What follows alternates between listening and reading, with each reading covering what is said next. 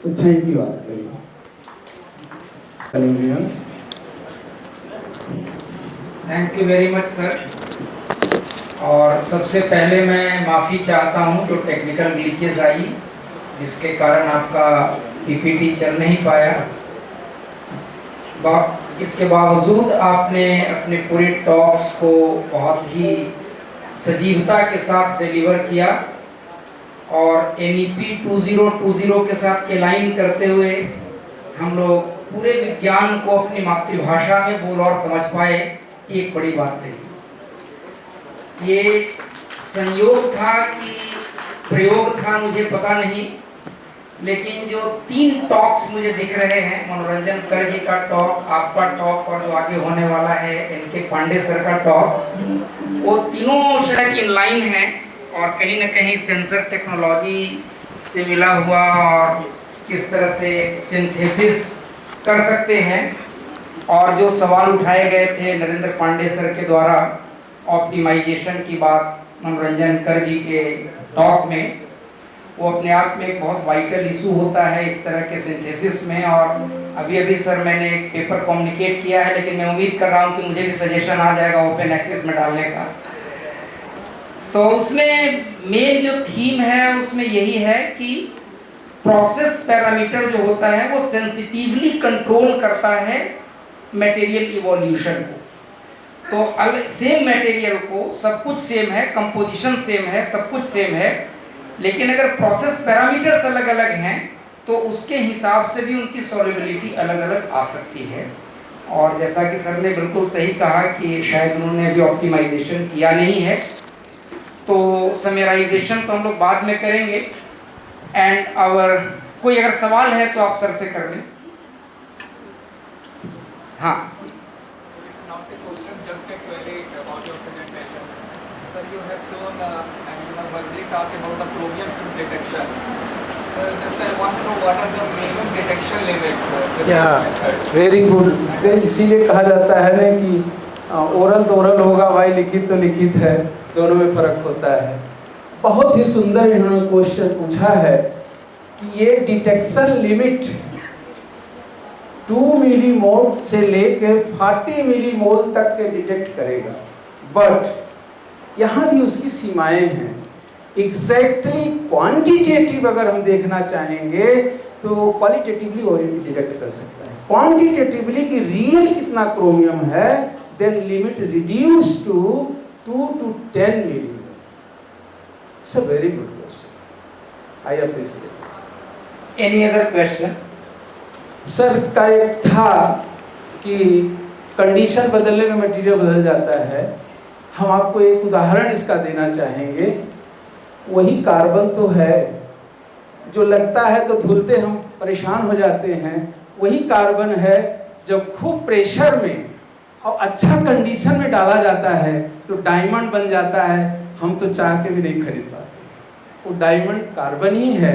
और थोड़ा सा कहीं मिस्टेक से कुछ बनना भी चाहा और थोड़ी कंडीशन बढ़िया नहीं मिली तो ग्रेफाइट बन जाता है, जो 1-2 रुपए की पेंसिल भी बिक जाता है। तो उसका बहुत रोल है। That also I have idea about. तो मैं सर को बहुत बहुत धन्यवाद देना चाहता हूँ टीपीएस कॉलेज परिवार की ओर से। वैसे तो मैं देख रहा हूँ कि हमारा college of commerce arts and science परिवार डोमिनेट कर रहा है। आपको मैं अपने परिवार में शामिल मानता हूँ।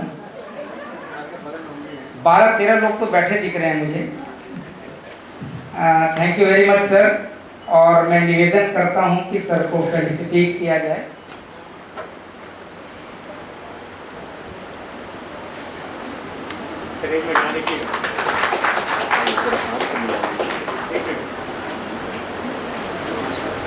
Our next speaker of this technical session is Professor Mohammad Lokman Chaudhary ji, who is presently Professor of Chemistry at IIT Patna. He has obtained his MSc and PhD degree in Chemistry from Indian Institute of Technology, Guwahati, under the mentorship of Professor A.T. Khan. And he has worked also in Royal Society as postdoctoral fellow at the University of Manchester, UK, where he worked on the total synthesis of marine natural products and explored SMI2 mediated radical transformation. He leads a dynamic research group that focuses on green and sustainable synthetic methodologies. His current research interests include visible light mediated organic transformations, multi-component reactions, catalysis, and CH activation. Professor Chaudhary has published over 75 research papers in reputed international journals, and his H index is 36, reflecting his impactful contribution to the field. One of his review articles published in Organic and AMP Molecular Chemistry in 2020 was cited in the scientific background on the Nobel Prize in Chemistry 2021. He also received a letter of appreciation from the Royal Society of Chemistry for having his work ranked among the top 5% of highly cited publications from Indian institutions. So he will be delivering his talk on reactions with consents, new frontiers in green synthesis. I respectfully invite Professor Lokmanya Chaudhary ji to kindly deliver his talk. Thank you, sir, for such a nice introduction. First of all, I would like to thank the organizing team, TPS College, most importantly Dr. Paladi. Although at this moment it is very difficult because as you know that from Saturday onwards our mid-semester examinations, so I was having busy schedule, but anyway I cannot say no that whenever I get a call from any college from nearby Patna, because I always try to meet and interact with all the faculty members, research scholars, so that we can share our chemistry and we can also learn from them. That is a very important platform, and I always appreciate this type of platform whenever it is going on in any college or universities. I always try to participate there. Okay, so the timing is not good because any lecture just before lunch or after lunch, always it is in your mind that okay, you are hungry or you are full stomach.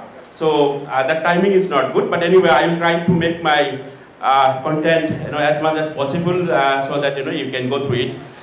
So in this, because the organizer informed me that if you can talk about the green chemistry, which is one of the very important area right now, because as we have already discussed that whenever you want to make any materials, whether it is in material science, whether it is in any chemical synthesis, it is very important to think about the product we are making, the process, the way we are making, and also need to think about once the product is formed, what is the lifetime of the molecule or what is the lifetime of the product, and where it is going and how it is going to hamper our environment.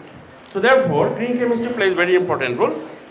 So in this presentation, I am going to talk about the concept of sustainability and the green chemistry, and how can we make process greener.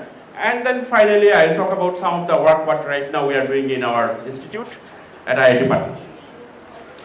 So all of you know that whenever we talk about the development, most important thing is the sustainable development. And this sustainable development concept came around 1987 in United Nations. They came up with the idea that development should be sustainable. Because whenever we talk about any development, that means it should meet our needs without compromising the ability of future generations. That means whenever we think about today's need, whether that is going to be sustainable in the future also for our next generation. So then, whenever we talk about this development or your sustainable development, there are three factions. One is called your economic sustainability, another is environmental sustainability, and the last one is the social sustainability. So we know that for any sustainable development, you need to have these three different sustainability. So understand what is called economic sustainability is in terms of money, in terms of investment. So I am more focused on this environmental sustainability because that is what is directly linked with our green chemistry. So green chemistry is basically, it talks about the terminology came around in 1990. If we go back to the history of green chemistry, we will find that this terminology was given by American, that is Environmental Protection Agency. The concept of green chemistry was introduced in around 1990.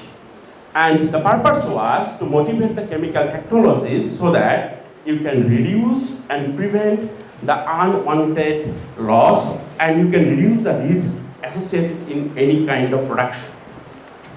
So, in a very simple manner, if I have to say that in green chemistry what we want, we try to reduce that waste material, we try to reduce the materials, whatever we use, we try to reduce the energy consumptions, we also try to reduce the risk associated with any process, and also the cost. That means it is very important, both from the cost point of view